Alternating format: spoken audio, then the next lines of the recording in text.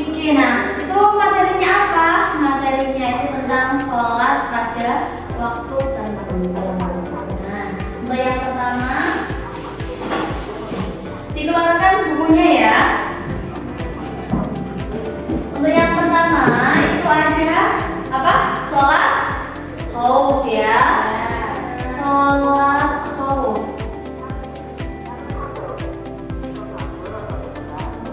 Nah, kalian itu tahu nggak sih apa itu sholat? Sholat itu apa? Sholat itu apa? Kewajiban bagi umat Islam. Nah, sholat itu apa? Terus lagi, apa lagi? Fondasi bagi umat Islam. Ya, betul. Nah, untuk yang pertama kita akan belajar tentang sholat khauf. Ada yang tahu nggak sholat khauf itu apa? Sholat yang dilakukan saat keadaan perangan ya. Oke? Sholat khauf itu dilakukan pas zamannya Nabi Muhammad ya. Dulu pas berperangan itu melakukan sholat khauf karena perang ya, perang pas itu perang. Nah, itu ada dua kelompok. Dua kelompok itu yang pertama melakukan sholat, yang kedua kelompok yang kedua itu menjaga temannya yang melakukan sholat. Paham? Dibagi menjadi berapa kelompok? Yang pertama yang melakukan sholat, yang kelompok kedua yang menjaga, ya betul, menjaga saat adanya perang seperti itu ya. Nah, untuk yang kedua ada sholat apa?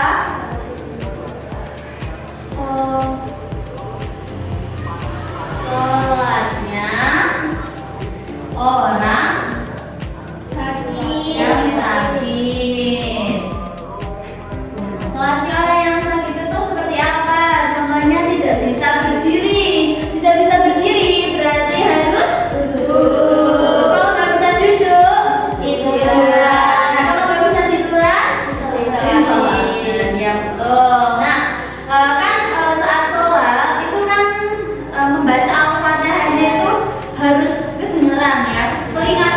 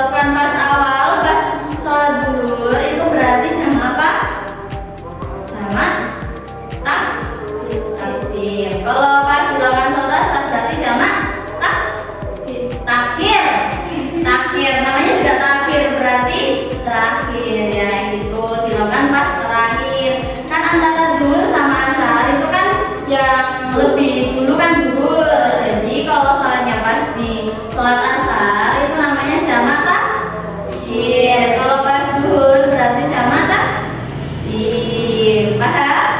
Nah, kalau yang kedua itu sholat apa? Sholat maghrib dan sholat isya. Betul sekali. Nah, kalau dilakukan pas sholat isya itu gimana? Apa namanya jamaah apa? Jamaah takhir. Kalau yang dilakukan pada saat waktu maghrib? Oke, pintar ya. Semuanya udah pintar-pintar. Nah, sekarang dibagi menjadi dua kelompok. Ini kelompok satu, ya ini kelompok dua.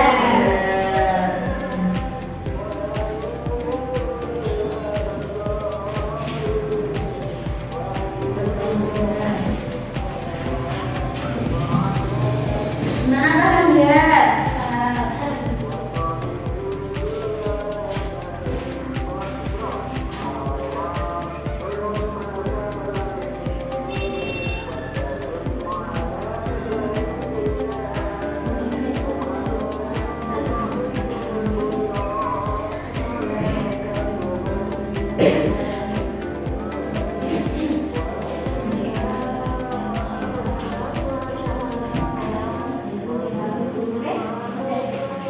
Ya, bisa paham nggak?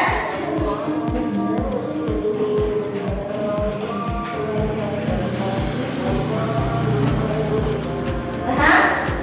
Oke, kalau sudah selesai maju. Dan kelompok satu ayo maju dulu.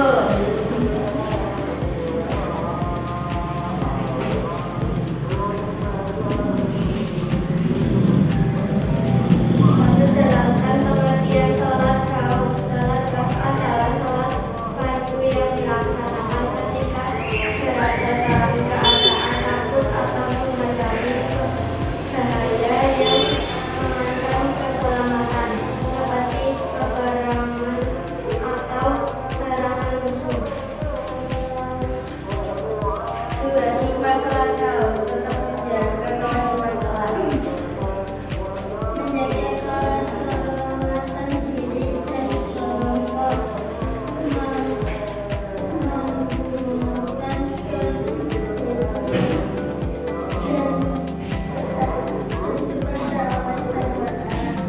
Oke, tepuk tangan buat kelompok satu.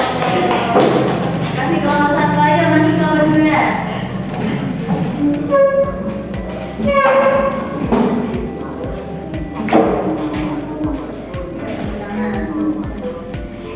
Menjelaskan tata cara sholat bagi orang sakit. Orang sakit tetap wajib melaksanakan sholat sesuai dengan kemampuannya. Jika tidak mampu melakukan terawih secara sempurna, diperbolehkan menggunakan cara yang lebih ringan. Dua, hikmah sholat bagi orang sakit. Menjaga hukum Allah Subhanahu wa Ta'ala, melatih kesabaran dan keikhlasan, membiasakan sikap istiqomah dalam beribadah. Ya, tulang ke kelompok dua. Nah, ini sudah selesai jam pelajarannya. Nanti Bu Guru kasih tugas kalian mengerjakan LKS halaman 20 ya. Oke, paham anak-anak? Dikumpulkan minggu depan yang akan datang. Minggu depan yang akan datang kita akan membahas tentang sholat juga. Nanti kalian praktek ya. Nanti